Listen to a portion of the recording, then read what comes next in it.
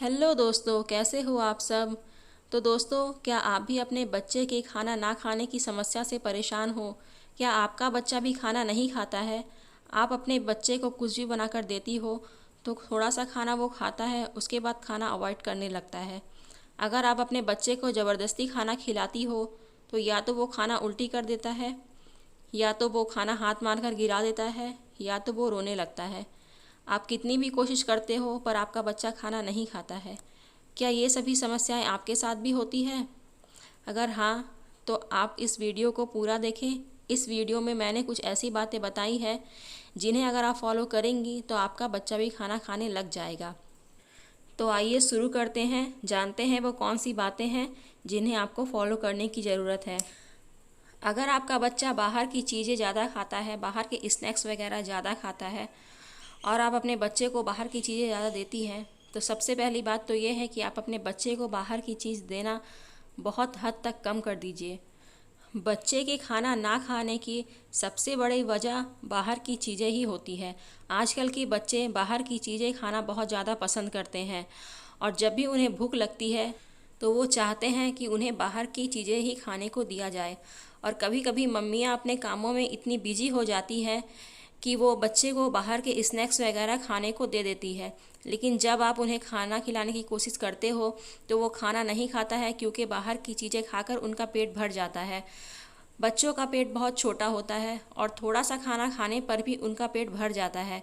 ऐसे में आपको चाहिए कि आप उन्हें बाहर के चीज़ें ना देकर घर का खाना ही खिलाइए। आपको थोड़ा सा वक्त अपने बच्चे के लिए भी निकालना होगा, और जब भी आपके बच्चे को भूख लगती है तो आप कोशिश कीजिए कि आप अपने बच्चे को घर का बना हुआ खाना ही खिलाएं।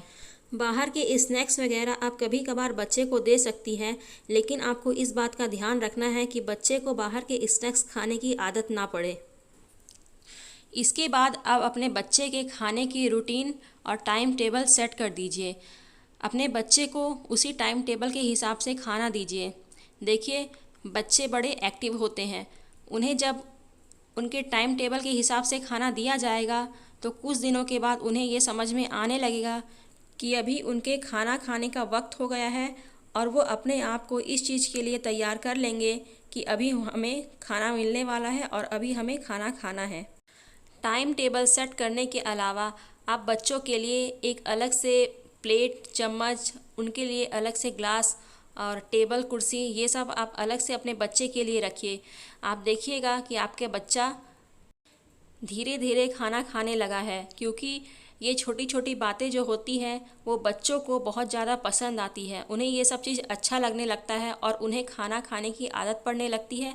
वो खाना को इंजॉय करने लगते हैं और धीरे धीरे खाना खाने लग जाते हैं।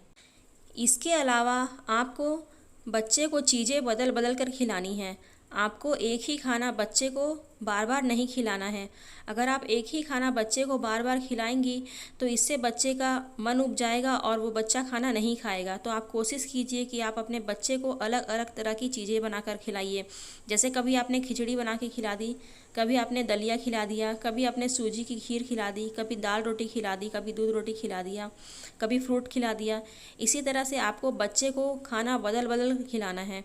एक ही खाना आपको अपने बच्चे को नहीं खिलाना है।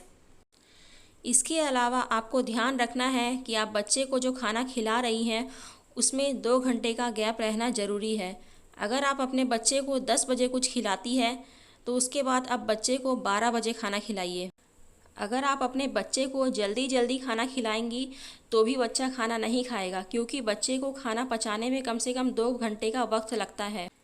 इसीलिए खाना खिलाने के बाद आप बच्चे को 2 घंटे के लिए छोड़ दीजिए, और 2 घंटे के बाद जब आप बच्चे को कुछ भी खिलाएंगी तो आप देखेंगे कि आपका बच्चा बहुत अच्छे तरीके से खाना खा रहा है, क्योंकि 2 घंटे के बाद बच्चे को अच्छी तरह से भूख लग जाएगी और आपका खाना वो अच्छे से खाएगा। उम्मीद है दोस्तों आपको मेरा ये वीडियो पसंद आया होगा। अगर वीडियो पसंद आए तो चैनल को प्लीज़ सब्सक्राइब करें।